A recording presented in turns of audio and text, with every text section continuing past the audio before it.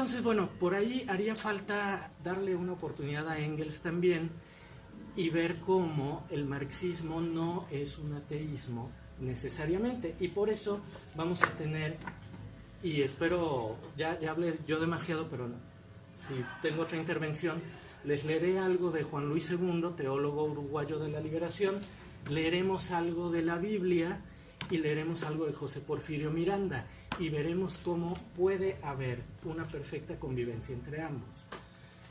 Pero bueno, por lo pronto ya ubicamos dónde están las metáforas teológicas de Marx. Es un libro recientemente editado aquí, pero no es un libro nuevo. Y por otro lado, después de las metáforas teológicas de Marx ya tenemos la etapa del Dussel maduro, de la ética de la liberación más grande y de la política de la liberación. Pero bueno, ya quedó más o menos ubicado y quedó ubicada la polémica en la que se inscribió. Entonces, bueno, ya no robo más el tiempo a mis compañeros y les cedo la palabra. De todos modos nos van a pagar lo mismo. Así es que si gusta seguir hablando, pero no es ese el punto. Escuchando a Federico, me doy cuenta que el acto, voy a decir una frase que ya mis alumnos, veo aquí enfrentito dos de mis alumnos actuales en el seminario, 3 de mis alumnos actuales, perdón, y digo constantemente la frase de que el acto finito de escribir o de decir se combina, ¿se acuerdan? Con el acto infinito de interpretar. Muchas gracias, sí me ha escuchado usted, compañero.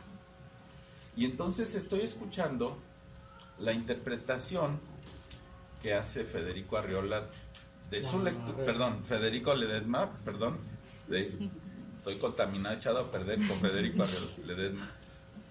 La interpretación que hace del texto, oigan, perdónenme, empezamos 4, y si voltean ustedes para atrás, sería, compañeros allá atrás, ¿creen prudente que nos subamos al estrado? Sí, ¿verdad? Perdonen, empezamos poquitos y, perdón, nos subimos al estrado. Un momento, Perdón, muchas gracias. Muchas gracias.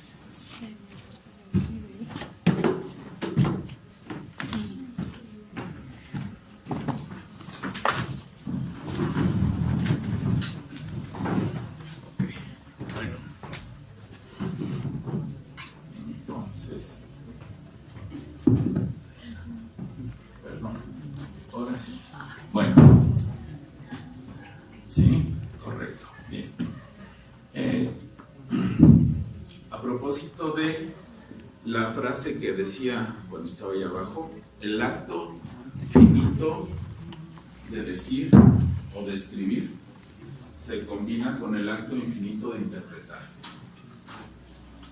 Y a propósito del conversatorio, les voy a conversar en dónde me agarró a mí esta obra, en qué parte de mi vida me agarró. No había pensado decirlo, pero me provocó Federico.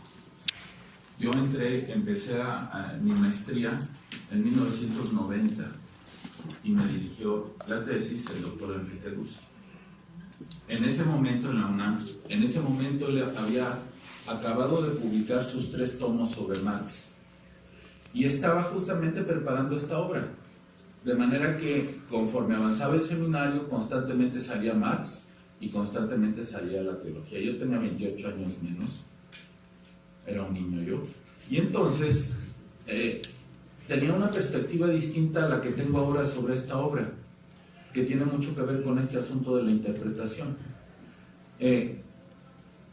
Si yo aíslo la obra de su contexto y la tomo como un elemento estratégico que me sea útil a mí en mi contexto, más allá del contexto en el que se produjo, porque finalmente el contexto en el que se produjo ahora ya se ha convertido o en anécdotas o en libros, en más libros, y todo libro siempre tiene una perspectiva, de manera que el contexto de la obra, pensando por ejemplo de Marx, ese contexto ya no existe.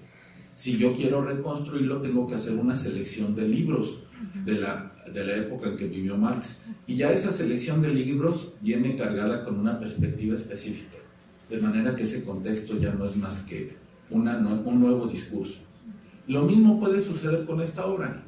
Mi perspectiva actual de esta obra de Dussel es que Dussel pone en boca de Marx lo que él interpreta de la obra de Marx y se lo atribuye a Marx. Y entonces dice que Marx utiliza las metáforas teológicas a lo largo de su obra y que esas metáforas contienen una lógica interna, que es una teología negativa.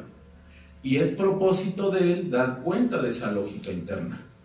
De manera que mi perspectiva actual de esta obra es que las metáforas, que son una puerta abierta para la interpretación, cierra la puerta.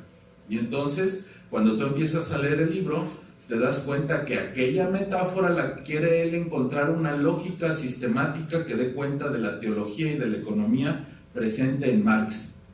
Yo sospecho, y tengo algunas citas, de que no está presente en Marx esa teología.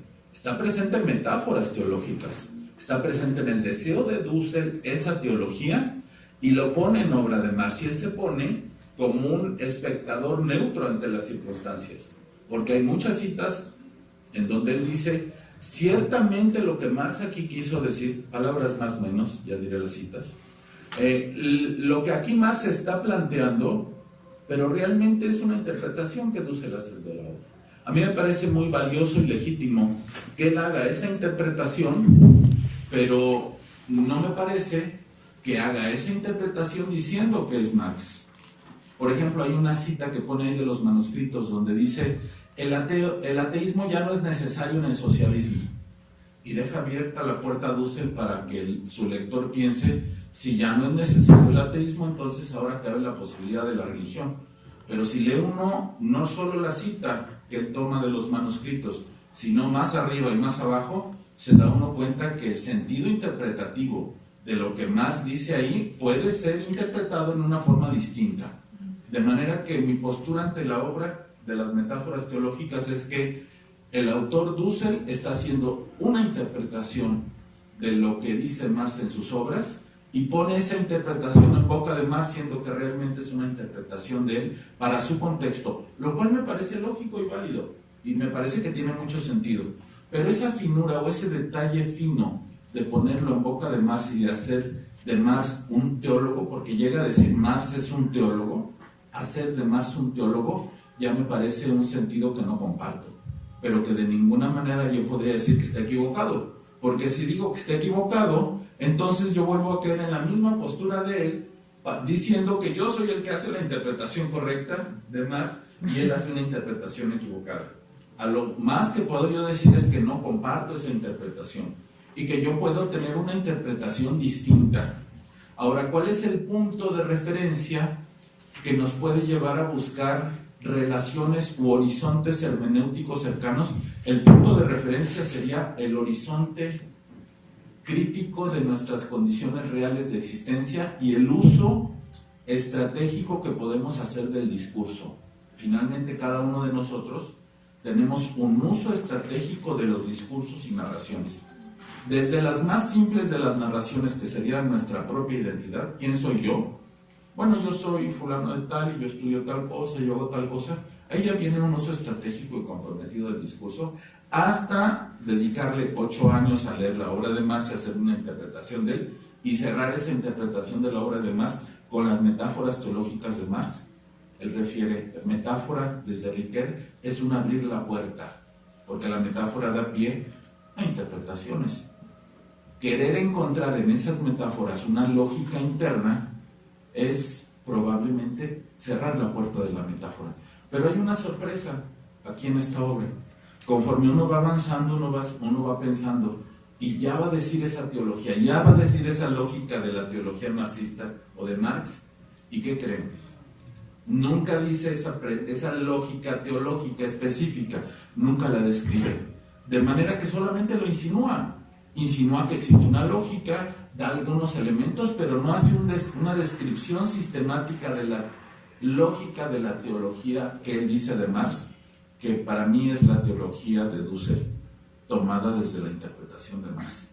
Esta sería una primera postura de mi parte respecto al conversatorio, y otra que ya no voy a ahondar para darle la palabra al compañero, solo lo voy a mencionar, es que toma algunas referencias bíblicas Por ejemplo, el asunto del sacrificio, el asunto de dar de comer al hambriento, el asunto de la comunión en relación a la comunidad, que son figuras metafóricas de la Biblia que desde mi perspectiva generan un espacio de reflexión profundo, sobre todo en espacios donde el discurso judío-cristiano pues es un discurso que circula desde que va uno a hacer la primera comunión. O sea, en espacios donde está la guadalupana y donde está la zapopana, pues son discursos, espacios comunes, discursos culturales de los que uno puede echar mano para poder generar espacios de reflexión. Esa parte a mí me parece muy valiosa en esta obra de Requeus. También a mí me van a pagar, Federico. Ya dije cosas. Compañero. Lo escucho. Gracias. Bueno, yo diferiría un poco del profesor Salinas Paz. Bueno, si Marx es teólogo o no, bueno, eso corresponde al lector juzgarlo, ¿no? Yo pienso que lo importante que hay en el libro en relación a la teología que Dussel supone ahí en el pensamiento de Marx, pues es que es un pensamiento crítico. ¿En qué sentido? Bueno, de alguna manera, desde la teología metafórica, Dussel lo dice tal cual, sistemática que hay en el pensamiento de Marx, pues se puede criticar lo que el propio autor dice, pues las formas profanas en que ocultas en la pretendida secularidad o en la pretendida cotidianidad secular en donde ya no hay supuestamente dioses. Bueno, al final de cuentas, desde el discurso teológico se puede hacer una crítica al capital. Yo pienso que eso es lo valioso. Retomaría un poco lo que mencionó el profesor Federico en cuanto a situar la obra del autor. Él ha hablado del contexto de la vida y obra de Dussel y en qué etapa del desarrollo de su pensamiento situaríamos las metáforas teológicas de Marx. Yo avanzaría un poco para situar la obra, las metáforas teológicas de Marx, y no solo el libro de Marx, sino también el propio pensamiento de Marx, al lado de Dussel, desde una concepción antropológica semita, que, bueno, que reivindica, lo dice el autor, la corporalidad viviente y sobre todo de aquel que sufre, ¿no? De la víctima. En contraposición, por ejemplo, a la antropología helénica que escinde cuerpo y alma. Creo que entonces habría, eso lo he platicado muchas veces con el profesor y coincidiría con el profesor Salinas Paz en ello, pues hay coincidencia en cuanto a la teología que el propio Dussel hace y que yo sostengo. En el pensamiento de Dussel hay una teología metafórica, una relación directa con el pensamiento teológico metafórico de Marx.